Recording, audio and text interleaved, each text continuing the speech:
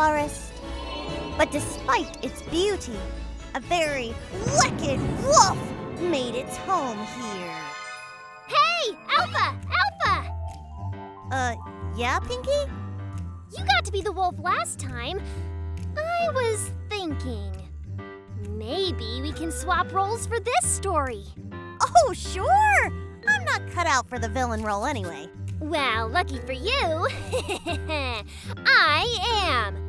So let's start this again. Once upon a time, in a not-so-tranquil forest, a wicked wolf wandered in search of food. But lucky for her, she was about to hit the jackpot. Not one, but 2 little Red Riding Hoods would soon cross paths with her. So the wolf waited a bit, schemed a tad, and even wrote up a game plan. This would be her biggest score yet. Meanwhile, at the edge of the forest, a comfy little cabin rested. It was none other than the home of Alpha and her twin daughters, aka my newest target. Emma! Kate! Alpha called. Yes, Mother? The twins asked in unison. Grandma Coco is sick with the flu, so I need you twins to deliver this delicious soup to her. Why don't you come with us? Emma asked. It seems quite irresponsible to send 2 children into the woods alone, Kate added. Well, the last 2 bedtime stories prove that you'll be fine. Plus, Mommy has to catch up on her stories. Just make sure you stick to the path when wandering through the forest. As long as you stay on that path, you will never get lost on your way to Grandma Coco's cottage. But the woods are full of scary creatures. The twins shook in fear. Lions, tigers, and, lions again? Don't be silly. Lions and tigers don't exist in this fairy tale. Thank goodness. So, Mother Alpha waved and watched her twin Red Riding Hoods set off on their journey. Journey that would lead to their demise and my full belly. This forest is so pretty, Kate said. Yeah, but I'm kind of sick of walking through forests, Emma responds. Maybe in the next bedtime story we can be princesses in a tower, or climb up a beanstalk or something. But before the twins could continue, they were stopped in their tracks. The visage of a beast stood in front of them. Ah! It's a wolf! The twins screamed in fear. But in reality, it was not a wolf, but in fact a rock that looked like a wolf. Whew, the Red Hoods felt reassured, until they realized that right next to the rock was a real wolf! Ah! We definitely did not see this coming, the twins exclaimed. Hiya, little Red Riding Hoods. Where ya off to? I snarled. We're going to deliver this soup to our sick grandma. Oh no, your grandma is sick. Oh, woe is me, boo and who and all that other sad stuff, I said convincingly. I'm sure that soup is delicious, but your grandma won't recover without, those ever-elusive purple bananas. Purple bananas? There's no such thing, the twins responded. You mean you don't know? They're not only the most rare banana variant in the world, they're sought after for their ability to heal sick old pandas. How oddly specific, Kate says in awe. If only we could get some, Emma adds. Well, lucky for you, I spotted some purple bananas not too far from here. Maybe you can grab some for your poor old grandma. The twins looked at each other in distrust. Mommy told us not to leave the path no matter what. Yeah, but those bananas will heal Grandma Coco. The Red Riding Hoods had a tough decision to make. So I reassured them that I would watch their grandma until they found the bananas. Sounds like a plan. Who knew a wolf could be such an upstanding citizen? Emma and Kate said with delight. I grinned crookedly.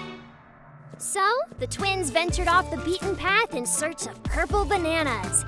The very bananas that I painted to trick them! In the meantime, I made haste down the road to Grandma's house. Those twins will surely be in for a surprise. Knock, knock, knock! I banged on Grandma Coco's door. Who is it? She asked. It's me, your granddaughters, Emma and, the other one. We're both here. Blast this darn hearing aid, I can only hear one of you, Coco complained. I couldn't control my giggling. Coco opened the door. Get in here already, I'm super hungry. Huh? But wait, there were no twins. There was only one devilishly handsome wolf. And the soup was a lie! So I ran inside her house and tied her up. Could you be a bit more gentle? I'm still sick. Sorry, my bad. I freshened myself up and waited for my meal to arrive. And I waited. And I waited, and where are those twins? What's taking them so long? Do you see the purple bananas anywhere? Kate asks. No, I only see regular yellow bananas. And those suspicious blue bananas next to a blue paint bucket. It was at that moment I realized I messed up. Curse my color blindness. I'll just have to wait for the Little Red Riding Hoods to give up and come to Grandma Coco's anyway. You'll never get away with this, Coco yelled. Oh, I will. I spent a whole 12 minutes making this plan. How could it possibly fail? Help! Someone help! Coco shrieks. Before she could say another word, I locked Coco in the closet. But wait, what's that? The sound of footsteps. The twins were finally here. I donned my costume. Knock, knock, knock. Grandma Coco, the Red Riding Hoods called out. Come in, I crackled with an elderly tone. Grandma Coco, we brought you some delicious soup. Thank you so much, my grandchildren. Wow, Grandma, what a strange voice you have, Emma noticed. It's all the better to greet you with. What big hands you have, Kate realized. All the better to embrace you with. And what a big mouth you have, the twins said in unison. It's all the better to eat you with. I jumped up and dove in for a taste. But as I bit down, I realized I chomped on a bundle of bananas. I continued chewing. Wait, are these the same bananas that I painted? No, the twins said. We couldn't find any purple bananas, so we went back home to ask our mom. Purple bananas? That's the main ingredient for my herbal soup. There's no more in the forest because I picked them all. So it turns out those purple bananas were real all along, and they were absolutely delicious. I hate to say it, but they're even tastier than people. I've got to have more of this delicacy, I cried. Okay, but first you have to give us our real grandma back, the twins declared. Without hesitation, I freed Grandma Coco and the family was reunited. And despite my evil scheme, they invited me in for lunch. That soup is good. There was a magnificent farm full of delectable animals. Sheep, chickens, cows, you name it. A 5-star buffet if you ask me. But deep in the farmland lived 3 little pigs. Emma, Kate, and Coco, the fairest of them all. A big, bad wolf like me would never be allowed on the farm. So I spend my days relaxing in the woods next door. And you know what? I'm sick of eating vegan tonkatsu instant ramen! It's time for a change! Luckily for me, the 3 little pigs decided they wanted to leave the farm and build their own houses. Nice. But unfortunately, I went for a dental cleaning, so I had to wait for a few hours before I ate another meal. So, I waited and watched them build their houses from the cold depths of my cave apartment. And soon, a chill ran down my spine. No, it wasn't from the dank atmosphere of my home. Rather, it was the chill of opportunity. The three pigs were arguing. "Look at all the straw," says Emma. "There's so much straw. We can each build an entire mansion with it." Emma grabbed a handful of straw and brought it with her. "But wait," Kate responds. "Surely a house cannot be made of straw. Let's use sticks instead." Kate grabs a handful of sticks and places it down in front of her. "Straw is easier," Emma says. "No, sticks are more useful," Kate claims. Suddenly, Coco walks over with a handful of bricks and drops them down. A house made of bricks will be the most sturdy. A perfect, comfy home, Coco says. Emma and Kate notice that there are far fewer bricks than straw and sticks. "There's not enough bricks to build a house," Emma says. "I can build 2 home mansions with my straw." Kate jumps in.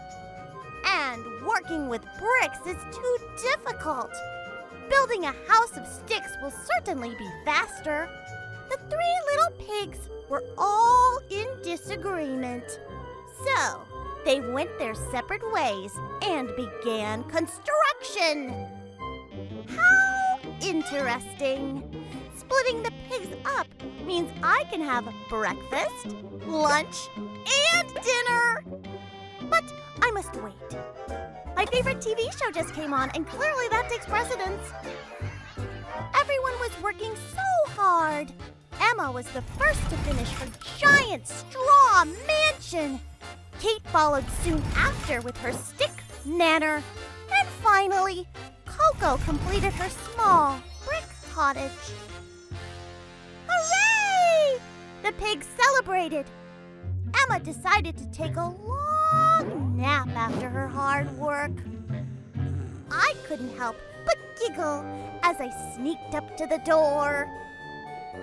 With the full weight of my wolf paws, I knocked on the door. Knock, knock, knock. Emma wakes from her slumber. "Who is it?" she says. Emma looks through the straw window and sees the baddest wolf she's ever seen. Little pig, let me come in," I say with delight. "Not by the hair on my chinny chin chin," Emma says. "Then I'll huff, and I'll puff, and I'll blow your house down." I inhale a large breath and then let it all out. "Oh no!" Emma cried as her straw mansion fell to pieces. Emma quickly ran next door to her sister Kate's stick manor. "Wow, Kate, nice place you got here," Emma says. "Thanks. I told you a house made of sticks would be best," Kate responds. I finally managed to catch up. Knock, knock, knock. "Who's that?" Kate questions. Little pig, let me come in," I howl with glee. "Not by the hair on our chinny chin chin." "Then I'll huff, and I'll puff, and I'll blow your house down." I inhale yet another large breath. And boom! In a matter of seconds, all the sticks fall to the ground. "Let's get out of here," Kate says. "Maybe we could go to Coco's," Emma responds. "But her brick house is so small. Will it even fit us?" Kate exclaims. "Now I got you," I growled. But unfortunately, I was so out of breath that I couldn't grab them as they scurried off. Off to Coco's, they said. What are you doing here? Coco questions. There's a big bad wolf who blew our houses down. Emma and Kate cry.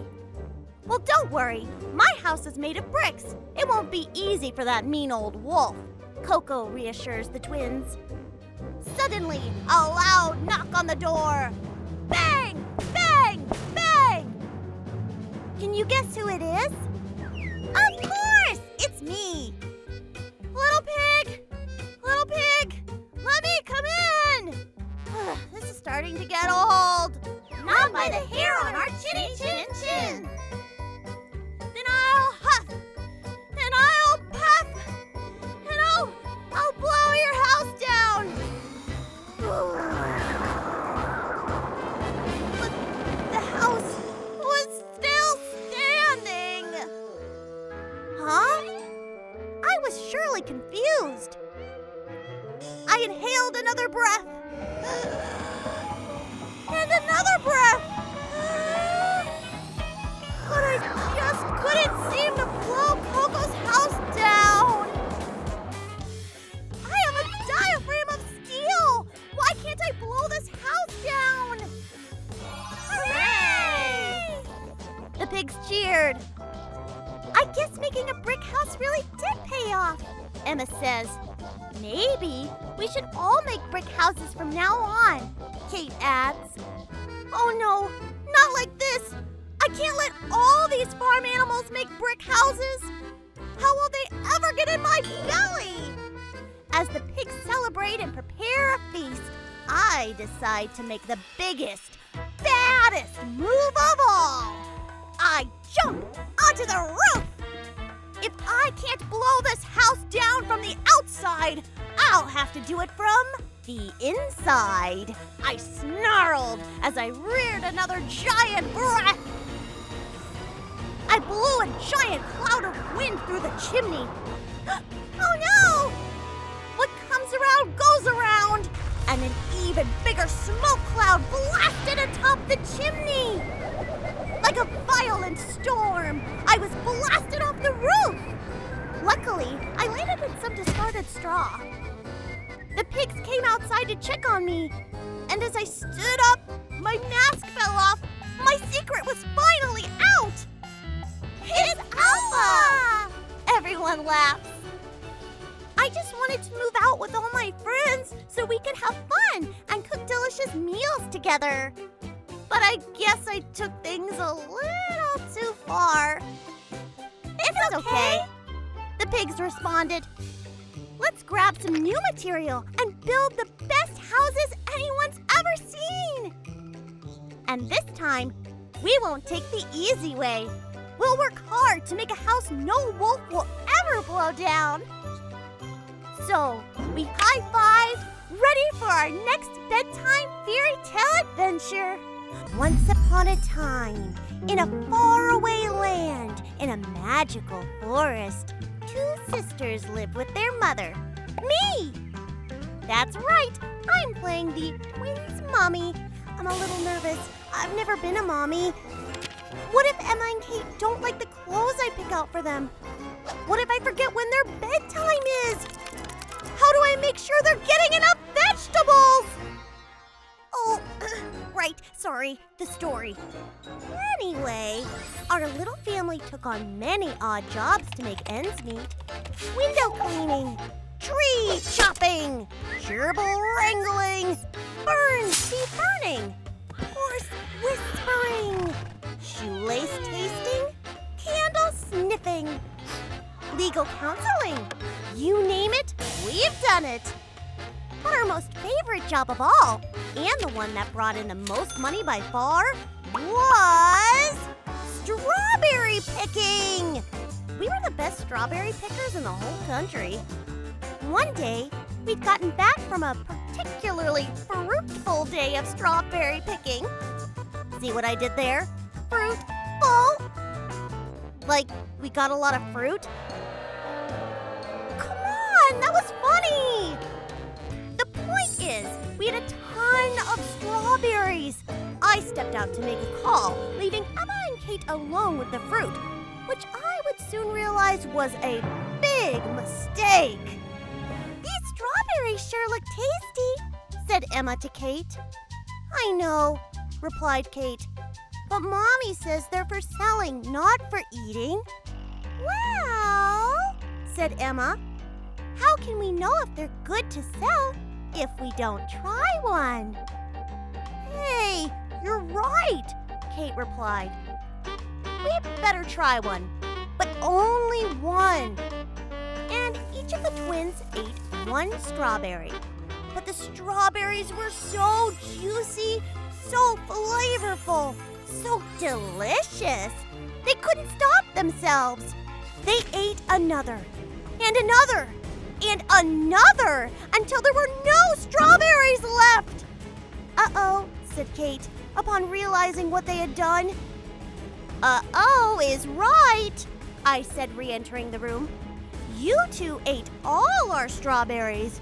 We were supposed to sell those." Hey, I'm getting pretty good at this parenting thing, huh? Tough love, Mom of the Year, right here. The twins, to their credit, fessed up and took full responsibility. And what's more, they offered to go out and pick new strawberries to replace the ones they ate. Wow, so mature. They grow up so fast, don't they? So, Emma and Kate headed out into the woods to find more strawberries. Kate wisely took a bag of breadcrumbs with her to leave a trail so they could find their way back home. As for me, I went to the kitchen to make a snack for myself. All this talk of breadcrumbs and strawberries has gotten my tummy rumbling. As I whipped up a healthy little snack, I listened to the evening news. "Attention," said the reporter on TV. "Special bulletin! All residents of magical woods in the faraway kingdom should be on the lookout for this woman. Reports indicate that this witch wants to turn children into gingerbread cookies so she can eat them. Be on alert, and whatever you do not send your children into the woods." I thought. Maybe hold off on that Mother of the Year award. "Emma! Kate!" I hollered as I burst forth from the house. But the twins were already gone into the woods, and more alarmingly, their breadcrumbs were being snatched up by birds. I couldn't track them, and they wouldn't be able to find their way back. Oh no! Meanwhile, Emma and Kate had wandered deep into the forest, where barely any sunlight penetrated the thick leaves above. Emma?" asked Kate. "Are you getting some kind of weird vibes from this part of the forest?" "What do you mean?" asked Emma. "Well, all the trees seem to have angry faces on them, and all the animals look angry too, and even the moon looks angry." "Oh, you're just being paranoid," Emma replied. "Besides, we've got your breadcrumb trail to lead us home when we need to." It was at this moment, however, that the girls learned they did not, in fact, have the breadcrumb trail to lead them home. "Hey, the birds ate all our breadcrumbs," said Emma. "Huh, lucky them," said Kate, rubbing her rumbling tummy. "I'd sure like some food." It was at this moment, as if by magic, an intoxicating aroma wafted their way. It smelled of chocolate, cinnamon, caramel, molasses, and more. It smelled like every delicious smell the twins had ever smelled before, and several smells never before smelled by smellers of any sort. "What is that?" wondered Kate dreamily. "Look!" shouted Emma. And suddenly, the twins beheld a glorious sight. The sunlight shone down on a magical house made entirely of candy. The front door was pure milk chocolate. The shingles on the roof were peppermint bark, and the windows were pulled taffy. Even the smoke puffing out of the chimney appeared to be blue cotton candy.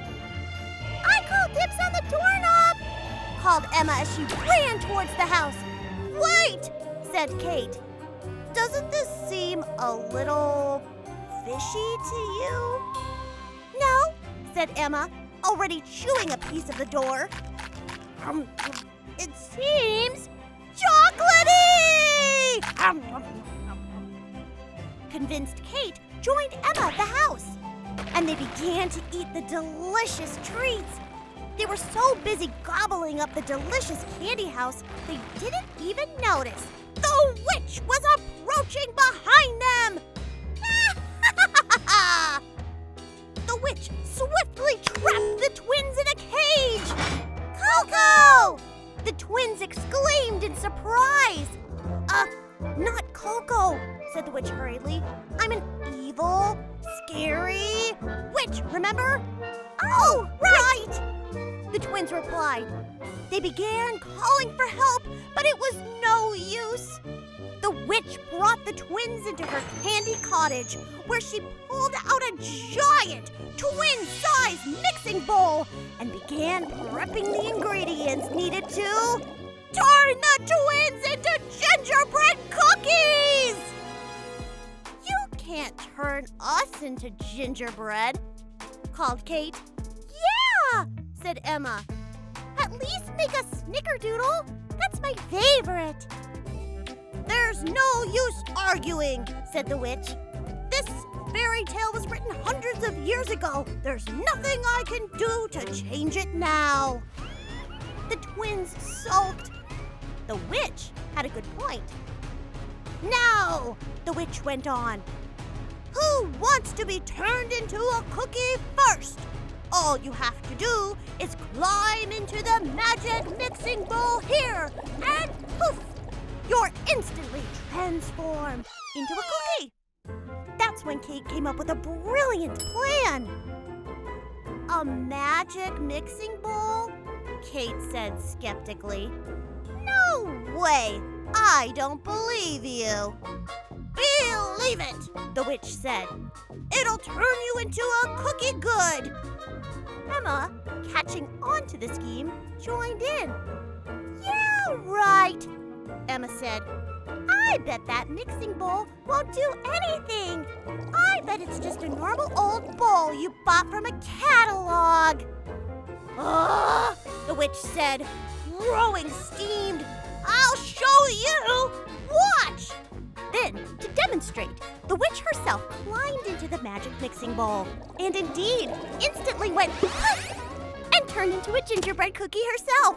The twins' brilliant scheme had worked, and it was at just that moment that I, Mommy of the Year, burst into the house.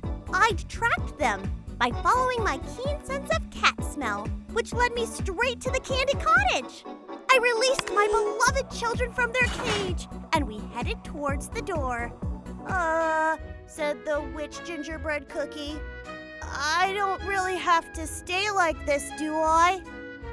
We assured her that she'd be transformed back into her normal Coco self as soon as the credits rolled. That's the magic of animation! I hugged my twins tight, and we walked home, happy to be reunited. And the witch never bothered anyone again. In fact, she changed her ways, allowing children free rein to come and eat from her candy